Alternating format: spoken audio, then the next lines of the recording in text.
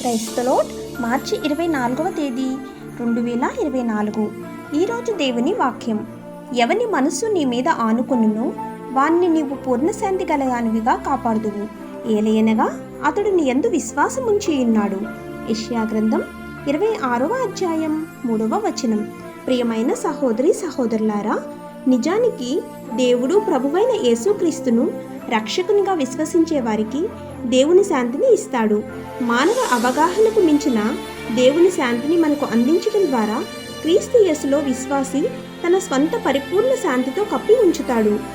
మనము ప్రతి ఆలోచనను ఆయన వద్దకు తీసుకువెళ్తున్నప్పుడు మన హృదయాలోచనలు క్షణక్షణం ప్రభువైన యేసు వైపు స్థిరంగా ఉండేలా చూసుకుందాం.